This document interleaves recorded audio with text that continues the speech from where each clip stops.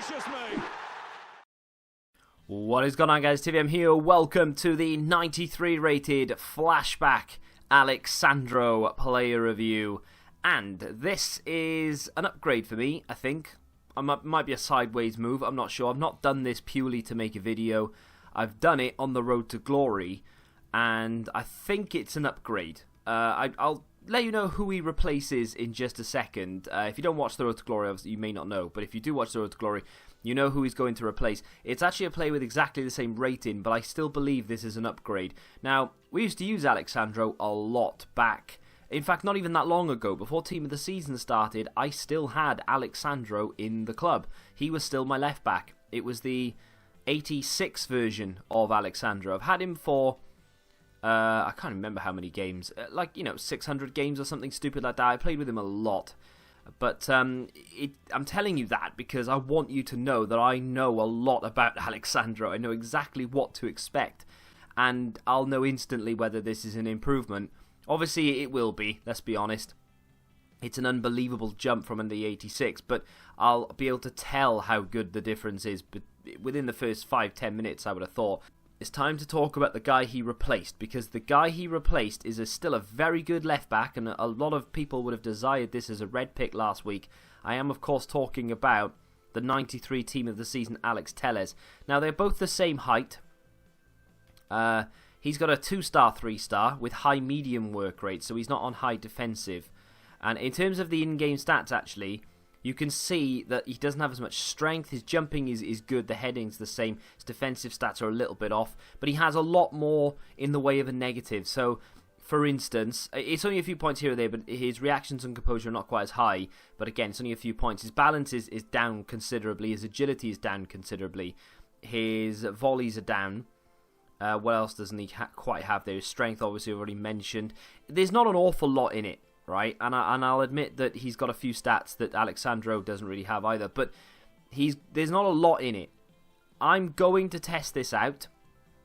It's unlikely that I get rid of Sandro in terms of putting him into an SBC or something. I feel like this guy will be in the club for until the end of the game for me.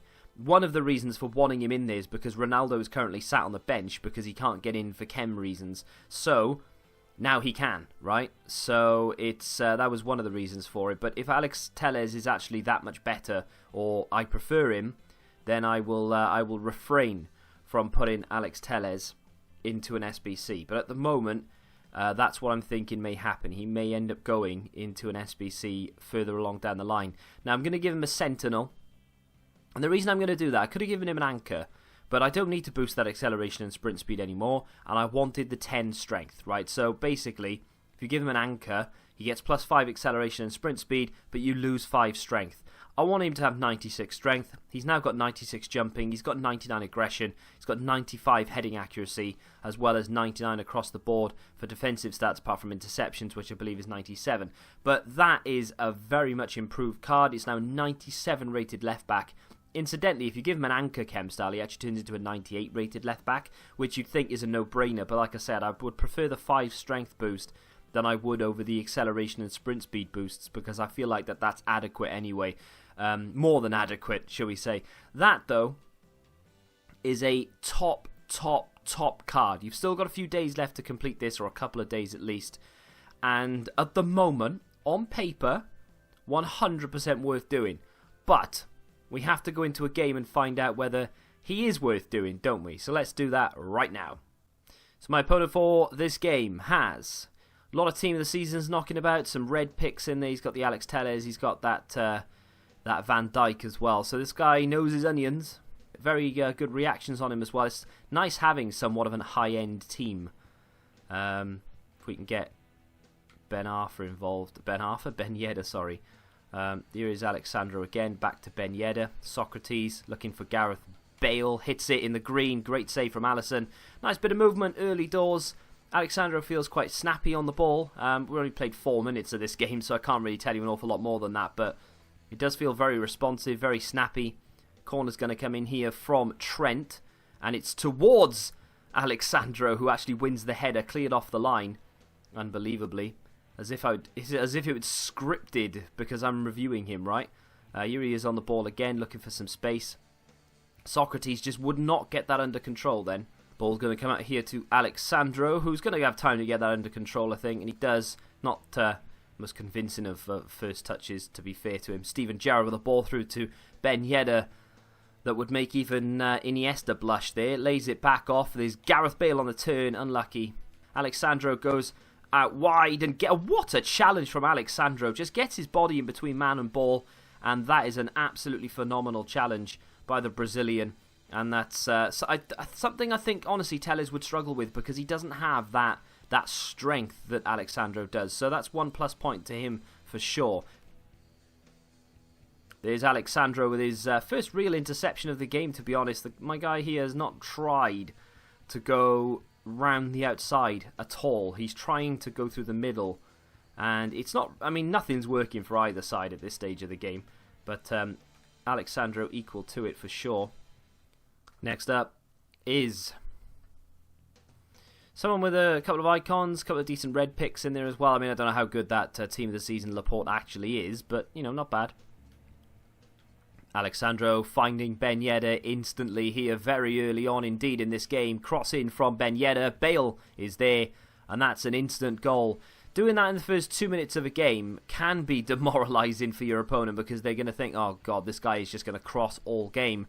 Now, every time I'm going to go down that left-hand side, he will try and defend the cross, whereas now I can use maybe La Croqueta to get inside or something, and then we'll just play it across the face of goal. Ben Yedder's crosses to Bale, though, they are deadly. Ball's going to come out here to Alexandro. Inside it comes straight away, and up the line, and back out to Alexandro. And Ben Yedder can go on another run. He's not tracked it again. I mean, I'm going to cross it again, to be honest. No, I'm not. I'm going to go inside. There he is. Now I'm going to cross it, because he expected me to go inside. It was a poor cross. But a lovely, well-worked ball down the left-hand side. Good bit of football. There he is once more to make that interception. Just got in there. That's the aggression coming through. The aggression in the challenge. I've sent Ben Yedder. Gerrard this time will play the ball over the top. It's an inch-perfect ball. And he's expected me to cross it, and that is exactly what I was trying to avoid doing. But in the end, I probably should have just launched it into the box.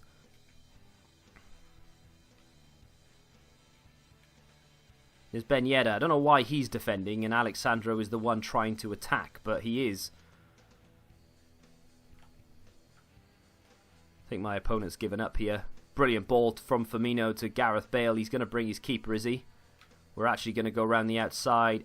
And again, and that's a penalty. And I'm pretty sure my opponent will probably leave before the penalty has been able to be dispatched. I've been through a few Rivals games with him. Now I've actually taken him into some squad battles as well. I know many people won't really care about squad battles, but I kind of needed to play it because I need to get some of these foot swap items done. Of course, I'm trying to get the team of the season cards as well. But either way, let's talk about this card and let me give you my definitive decision, because I don't think I'm going to change my mind on how I feel about him in-game. We've played a few games of Rivals, and of course, like I said, I've played a few games of Squad Battles. I know exactly what this card's all about. I've used him, the 86, often enough to know how I felt then. So this is just a big improvement. And it's one of those cards that I genuinely don't see me changing between now and the end of the game. Unless I need to for chemistry reasons. In terms of quality, I don't see this card being replaced at all. It's that good. It's so well-rounded. You know, you've got the 99 crossings for when he goes forward. You've got the 99 shot power, 90 long shots, just in case he's ever on the edge of the area. 92 pace, 96 sprint speed, or acceleration and sprint speed, I should say, which is phenomenal. Obviously, that means that he can just bomb up and down the line. With 99 stamina in there as well, it's hard to really find a negative in that side of his game. Go into the dribbling. Everything, literally every stat without a chem style in the 90s. So once more, I don't need to worry about that being an issue. The defensive stats as well. I mean, I've got a chem style on him, of course, but most defensive stats now with a chem style up to 99. And if they're not, they are 95. And again, the physicals are pretty much all up to 99, apart from the strength and jumping, which are both at 96. The only real negatives I could find were the fact that, he doesn't have 4-star skills, doesn't have a 4-star weak foot. I mean, his height, maybe. I didn't see that to be an issue. I've never really found his height to be that much of an issue, especially now with 96 jumping. You can really avoid it. Now and again, of course, there'll be some instances where he doesn't win a header. But that's just FIFA for you. You can't really avoid that. All in all, this is a fantastic card. I mean, you are going to struggle to find a better card, or left-back card, I should say, throughout the entire of FIFA 19. And for 500,000 coins, it may sound steep. You do get a few packs back. You can use some of the untradables and team of the seasons you've been getting through weekly objectives in this as well. It's not going to cost you 500,000 coins. I think this is 100% worth the money. If you have enjoyed the player review, do me a favour and smack that like button, subscribe to the channel for new, and until the next time, goodbye.